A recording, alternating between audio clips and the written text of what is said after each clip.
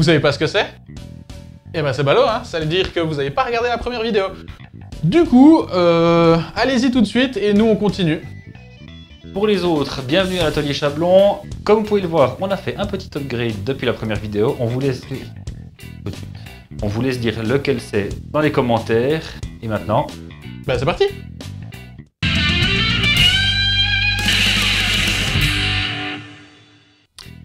On est de nouveau de retour devant vous parce que, en fait, la semaine passée, on vous a parlé de notre gros bébé, mais peut-être que certains ne savent pas ce que c'est. Du coup, on va vous expliquer à quoi sert ce gros truc et pourquoi on a besoin de faire un caisson d'isolation. À toi, Maël. alors voilà, simplement, c'est un compresseur. Donc ça permet de prendre de l'air ambiant, de le compresser, et du coup on a de la pression, on a un air sous pression pour pouvoir nettoyer, souffler, pour enlever de la poussière, de l'eau, etc., etc., faire du sablage de la peinture. Vous verrez tout ça dans la suite de la chaîne. Donc le fonctionnement est très simple. C'est un piston, comme dans un moteur de voiture, et un alternateur, donc un moteur électrique, comme dans le moteur de voiture. Sauf que là, c'est l'inverse d'une voiture. Le moteur électrique fait fonctionner le piston ici, qui prend l'air ambiant directement par cette entrée ici, qui est renvoyé par ce tube-là, dans cette bonbonne, et c'est réglé. On a de l'air qui est sous pression petit à petit, et après on a un stock assez conséquent. Oui, en parlant de stock conséquent, du coup, on est sur un 50 litres. Donc, une fois qu'il est au bout, il met quand même bonne vingtaine de minutes à se remplir, et ce, à 97 dB, comme indiqué là-dessus. Alors, sur le paquet, c'était noté compresseur silencieux.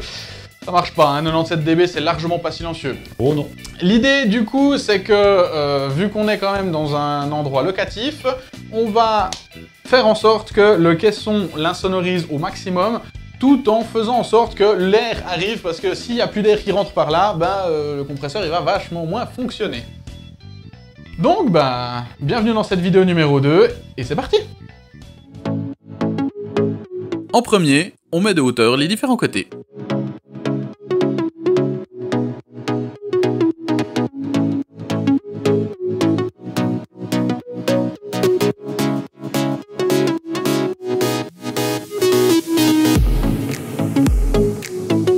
Et pendant ce temps, on prépare les tasseaux pour les chicanes.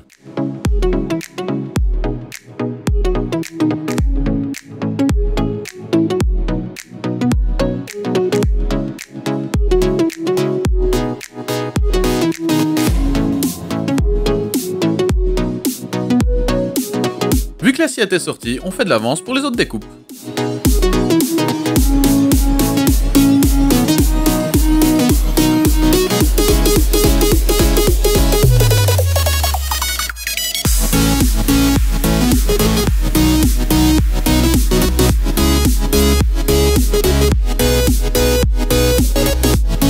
Et on découpe les angles pour que ça passe dans la structure.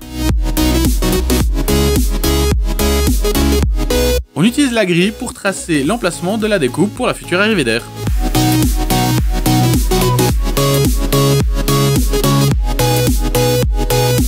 Vu qu'on n'a pas de mèche cloche à la bonne taille, on commence par percer un trou avec une grande mèche.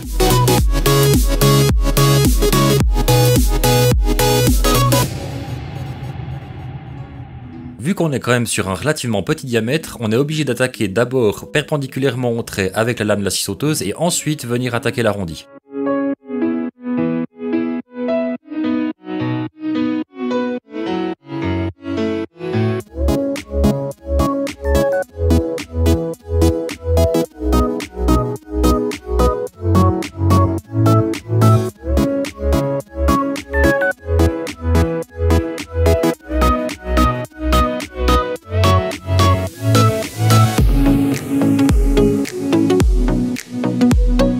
Et on finit à la fraise pour la sortie d'air à l'intérieur du caisson. Maintenant que les découpes sont terminées, on va pouvoir attaquer le montage. Mais avant ça, Dos va vous expliquer comment vont fonctionner les chicanes. Alors, l'idée, c'est de venir casser le son. Donc, on a un son qu'on va visualiser comme ça, et on va créer des barrières.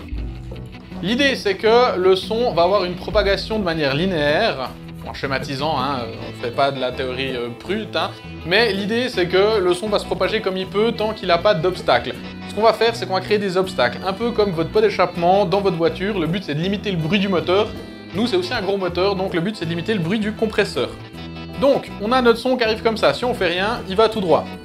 Si on lui met des barrières, donc des chicanes, on va forcer le son à devoir passer de notre labyrinthe. Bien entendu, on a une planche dessous, une planche dessus et sur les côtés, hein, donc c'est une boîte fermée, d'où les aérations qu'on a fait.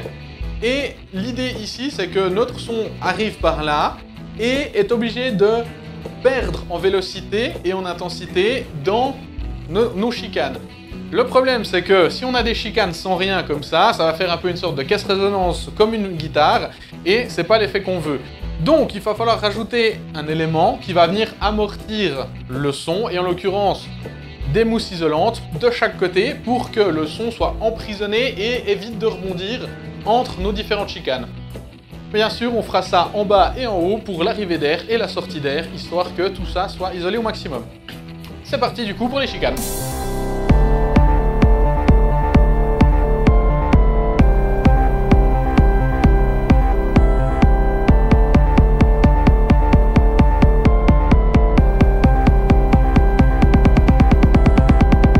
Pour bien répartir les chicanes, on commence par tout tracer.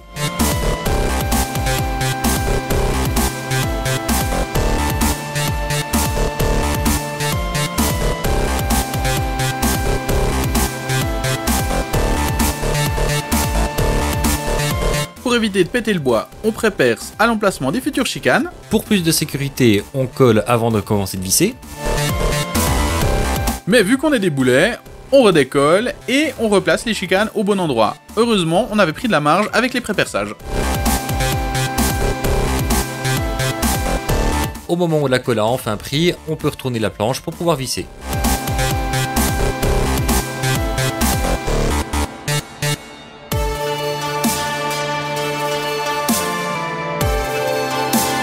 Pareil pour la planche du dessus.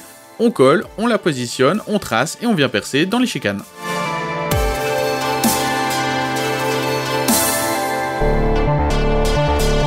Merde, Quoi? on a zappé l'isolant. Oh putain, bon on démonte tout. Bon, comme vous pouvez voir, on a fait une petite boulette, on a un peu oublié de mettre la mousse isolante dans le caisson. Du coup, on redémonte et on fera ça dans la prochaine vidéo. En attendant, n'oubliez pas de vous abonner, d'activer les notifications. Suivez-nous sur Facebook, Instagram, comme ça vous serez au courant avant les autres. Tout est dans la description. À la prochaine!